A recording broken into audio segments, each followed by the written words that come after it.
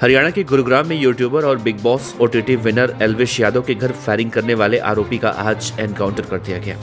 आरोपी हरियाणा के फरीदाबाद में छिपा हुआ था। इसकी सूचना मिलते ही फरीदाबाद की क्राइम ब्रांच की टीम उसे पकड़ने पहुंची। यहां पर उसने पुलिस वालों पर ही गोलियां चला दी। जवाब में पुलिस ने फायरिंग की और वो पकड़ा गया। इस दौरान आरोपी के पैरों में गोली मारी गई। इससे वो घायल हुआ और पुलिस ने फिर उसे पकड़ लिया।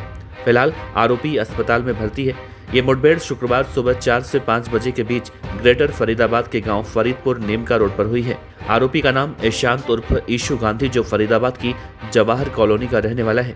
पुलिस के मुताबिक ईशांत गांधी पर पहले से कई मामले दर्ज हैं। दरअसल 17 अगस्त को एल्विश यादव के घर पर 24 राउंड फायरिंग हुई थी। घर के दरवाजों, खिड़की और छत की सीलिंग पर गोलियां लगी थी।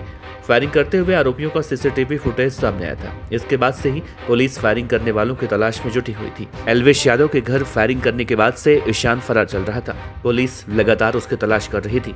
इसी बीच पुलिस को सूचना मिली कि ईशांत फरीदाबाद के गांव फरीदपुर के पास छिपा हुआ है।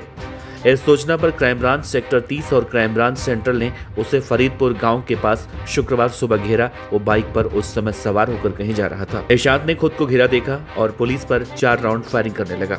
इसके जवाब में पुलिस ने भी कई गोलियां चलाई। इस दौरान उसके पैरों में गोली लगी और गोली लगने के बाद वो जमीन पर गिर गया। इसके बाद पुलिस की टीम ने उसे काबू कर लिया। आरोपी ईशांत का फिलहाल इलाज चल रहा है फरीदाबाद के सिविल अस्पताल में। उसकी निगरानी के लिए वार्ड में सीआईए के 2 पुलिसकर्मी तैनात हैं। हालत ठीक होने के बाद उसे आगे की कार्रवाई के लिए गुरुग्राम ले जाया जाएगा। दरअसल 17 अगस्त को सुबह करीब 5:30 बजे सेक्टर 57 स्थित एल्विश के घर पर गोलियां चलाई गई थी। फायरिंग के बाद एक सीसीटीवी फुटेज सामने आया था, जिसमें चेहरा ढके और हेलमेट पहने 2 युवक भागते हुए दिखाई दिए थे। उन्होंने एल्विश यादव के घर के बाहर खड़े होकर ताबड़तोड़ फायरिंग की थी। ये गोलियां घर की बैल्कनी, दीवार, खिड़कियों और दरवाजों पर लगी थी। हमले के वक्त एल्विश यादव घर पर नहीं था। उसकी मां सुषमा यादव और पिता राम अवतार और केयरटेकर उस वक्त घर पर मौजूद थे। हालांकि एल्विश यादव के घर हुई फायरिंग की जिम्मेदारी कुख्यात गैंगस्टर हिमांशु भाऊ गैंग ने ली थी। सोशल मीडिया पर पोस्ट में लिखा, जो एल्विश यादव के घर गोली चली है वो नीरज फरीदपुरिया और हिमांशु भाऊ रिटोलिया ने चलवाई है। इसको हम अपना परिचय दे रहे थे। सट्टे का प्रमोशन कर इसने कई घर बर्बाद किए। सोशल मीडिया के कीड़ों को वार्निंग है कि जो सट्टे का प्रमोशन करते मिले उनके पास गोली या फिर कॉल कभी भी आ सकती है। जो भी सट्टे वाले हैं तैयार रहें। इस फायरिंग के बाद पुलिस ने एल्विश यादव के घर पर 4 हथियारबंद जवानों को तैनात किया था। साथ ही इलाके की गश्त भी बढ़ा दी गई थी। पुलिस के जनसंपर्क अधिकारी संदीप कुमार ने कहा कि अगले आदेश तक सुरक्षाकर्मी एल्विश यादव के घर पर ही तैनात रहेंगे। एल्विश यादव के घर पर इस वक्त परिवार का कोई भी सदस्य मौजूद नहीं है, सिर्फ सिक्योरिटी गार्ड ही तैनात है। एल्विश के पिता राम अवतार ने कहा है कि उनका बेटा अगले हफ्ते घर आएगा। हाल ही में एल्विश यादव अपनी मां का जन्मदिन साथ में नहीं मना पाया था। इस बार घर पहुंचने के बजाय फोन पर ही उसने बधाई दी थी। ये पहला मौका था जब एल्विश यादव अपनी मां के जन्मदिन पर उनके साथ नहीं था।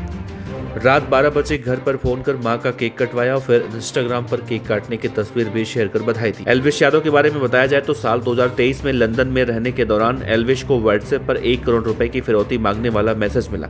इसमें उसे जान से मारने की धमकी मिली। नवंबर 2023 में नोएडा की एक रेव पार्टी में सांप और सांप के जहर सप्लाई करने के आरोप में एल्विश को पुलिस ने पकड़ा। उस दौरान 9 सांप और 20 मिलीमीटर जहर बरामद हुआ। एल्विश यादव को 8 दिनों तक जेल में रहना पड़ा था। इसके बाद उसे जमानत मिली थी। इस मामले में भी प्रवर्तन निदेशालय उससे पूछताछ कर चुकी है। मार्च 2024 में यूट्यूबर मैक्सटन उर्फ सागर ठाकुर से एल्विश का विवाद हुआ। एल्विश ने खुद एक्सेप्ट किया था कि उसने सागर को थप्पड़ मारा था और उसका वीडियो भी सामने आया था। साल 2024 में दिल्ली में आयोजित एंटरटेनर्स क्रिकेट लीग के दौरान भी उसे जान से मारने की धमकी मिली थी। उस दिन उसका मैच मुनव्वर फारूकी की टीम से होना था। सुरक्षा वजहों से उस दिन स्टेडियम को खाली करवाया गया था और मुकाबला बिना दर्शकों के खेला गया था। फिलहाल एल्विश यादव के घर पर फायरिंग करने वाले आरोपी को अब पुलिस पकड़ चुकी है और एक आरोपी को पकड़ने के बाद अब सभी आरोपी पकड़े जाएंगे। इस बात की उम्मीद भी जताई जा रही है।